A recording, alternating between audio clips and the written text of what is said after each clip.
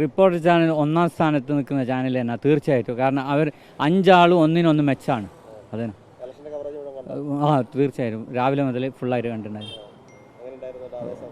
നല്ല ആവേശമായിരുന്നു. സുജയൊക്കെ ഒന്നിനൊന്ന് കത്തി കയറുന്നുണ്ടായിരുന്നു. 4 ആളെ എതിരായിട്ട് പറയുമ്പോൾ നല്ല അഭിപ്രായമായിരുന്നു. കാരണം BJPക്ക് വേണ്ടി ഒരാളാണെങ്കിലും അത് 1.5 സംസാരമായിരുന്നു. റിപ്പോർട്ടിലാണ് കണ്ടത്. 90%. ഷാഫിക്കിന്റെ പ്രകടനത്തേക്കോ വന്നതാണ്. ഇങ്ങനെ ഒരു പ്രകടനം ഉണ്ടാവുമെന്ന് വിചാരിച്ചായിരുന്നു ഷാഫി? ഇല്ല, ഇത്രയൊന്നും വിജയം പ്രതീക്ഷിക്കില്ല. എന്നാലും അമ്പം വിജയം. 1 ലക്ഷം വോട്ട് കടക്കുമെന്ന് വിചാരിച്ചില്ല. 1 ലക്ഷത്തിലധികം വോട്ട് കിട്ടി. 1.5 സംതിങ് 14. അതിന് ശേഷം വന്ന 1.5 കഴിഞ്ഞ് നമ്മളെ വടകരക്കാരൻ 1,13,800 സംതിങ് പ്രവചിച്ചിട്ടുണ്ട്. അപ്പോൾ ഏതാണ്ട് അതിലും കവിഞ്ഞല്ലോ. ഇപ്പോൾ വലിയ വിജയം തന്നെയാണ്. ഒരു പ്രവർത്തന നിലയ്ക്ക് അങ്ങനെ വിചാരിച്ചാൽ കിട്ടും, അത്രയും കിട്ടുമെന്ന് വിചാരിച്ചാൽ എന്തായാലും ഒരു മുരളീധരൻ്റെ ഭൂരിപക്ഷത്തിന് അപ്പുറം കിടക്കുന്ന എല്ലാവരും പ്രതീക്ഷിച്ച് ആഗ്രഹിച്ച പോലെ തന്നെ സംഭവിച്ചു. പക്ഷെ ഇപ്പം വളരെ കടന്നുപോയി. വലിയ വിജയം തന്നെ. സപ്പോർട്ട് കിട്ടുന്നുണ്ട് അവിടെ. അത്രയും സപ്പോർട്ട് കിട്ടി. ഒരുപാട് ഇടതുപക്ഷത്തിൻ്റെ നിഷേധ വോട്ടുകളാണ്. അത് നമുക്ക് ഒരിക്കലും എന്തിൽ കാണാൻ പറ്റൂല. നമുക്ക് അഭിപ്രായ സർവേയിലൊന്നും കാണാം, അല്ലെങ്കിൽ എക്സിറ്റ് പോൾ അത് പറയില്ലല്ലോ പാർട്ടിക്കാർ. പക്ഷെ അവർ വോട്ട് ചെയ്തു. അതാണ് തെളിവ് തന്നെ, വ്യക്തമായ തെളിവുണ്ട്. സാധാരണത്തിൽ നമ്മൾ മറ്റുള്ള ചാനൽ കാണുന്ന ഏഷ്യാനെറ്റ് കാണുന്നതായിരുന്നു. ഇന്ന് ഈ ഒരു തെരഞ്ഞെടുപ്പിൻ്റെ അവരുടെ അതിൻ്റെ അവലോകനവും അവതരണവും വളരെ നന്നായിട്ട്, ഒരു നിമിഷം പോലും നമുക്ക് ആ ടിവിയുടെ മുന്നിൽ നിന്ന് മാറാൻ പറ്റാത്ത രീതിയിലായിരുന്നു മത്സരിച്ചിട്ട്. അതും അതായത് ഓരോ പാർട്ടിയുടെയും വളരെ ശക്തമായിട്ട് തന്നെ അവിടെ പറയാനും അത് പ്രയോഗിക്കാനും കഴിഞ്ഞിട്ടുണ്ട്. വളരെ നന്നായിട്ടുണ്ട് ഇന്ന് റിപ്പോർട്ടറിൻ്റെ ആ ചാനലിൻ്റെ അവതരണം. ഷാഫിയുടെ വിജയം ഞങ്ങൾ ആദ്യം അത് പ്രതീക്ഷിച്ചൊരു വിജയമാണ്. ഷാഫിയുടെ ഭൂരിപക്ഷം എത്രയാണെന്നാണ് ഞങ്ങൾ നോക്കിയിരുന്നത്. അത് ആദ്യം പറഞ്ഞതുപോലെ തന്നെ 1,14,000 അടുക്കുമെന്നാണ് ഞങ്ങൾ വിശ്വസിക്കുന്നത്.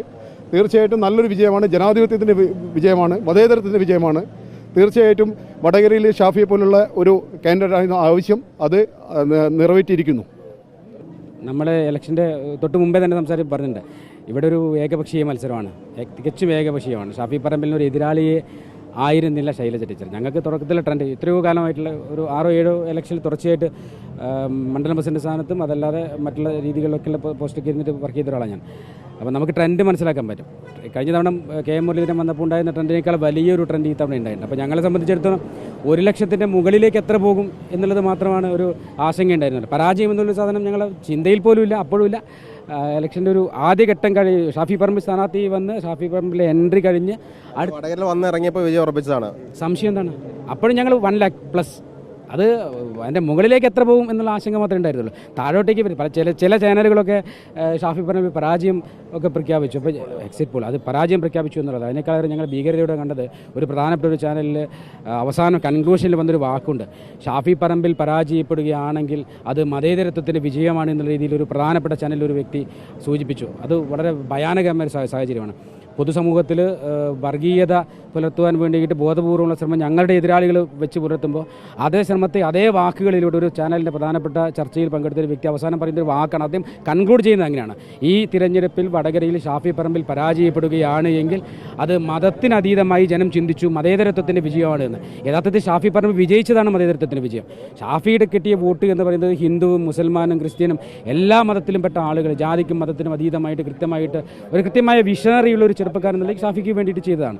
അതിനെ ഒരു മതത്തിൻ്റെ ചട്ടക്കൂടിലേക്ക് കെട്ടിയിടുവാൻ വേണ്ടിയിട്ട് ഞങ്ങളുടെ എതിർപക്ഷം ശ്രമിക്കുമ്പോൾ അതേ ശ്രമം ഞങ്ങളുമായി മറ്റ് ചില റിപ്പോർട്ടർ അല്ലാത്ത ചില ദൃശ്യ മാധ്യമങ്ങൾ കൂടെ ശ്രമിക്കുമ്പോൾ അതാണ് ഞങ്ങളെ വേദനിപ്പിക്കുന്നത്. നാളെയിൽ ഒരു വർഗീയ കലാപം ഇല്ലാതെ, നേരത്തെ 3 വർഗീയ കലാപങ്ങളുടെ ദുരന്തം അനുഭവിച്ച ജനതയാണ് വടകരയിൽ.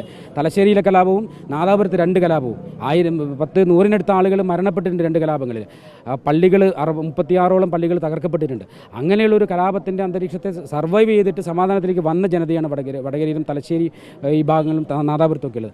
ആ ജനതയെ വീണ്ടും ഒരു വർഗീയതയിലേക്ക് തള്ളിവിടുന്ന നീക്കം രാഷ്ട്രീയ പാർട്ടികളോടൊപ്പം ചില മാധ്യമങ്ങൾ, ഞങ്ങൾ റിപ്പോർട്ടർ അല്ല എന്ന് എടുത്തു പറയുന്നത് അല്ലാത്ത ചില മാധ്യമങ്ങൾ ബോധപൂർവം ശ്രമിക്കുന്നുണ്ട്. അതിനുകൂടെയുള്ള തിരിച്ചടിയാണ്.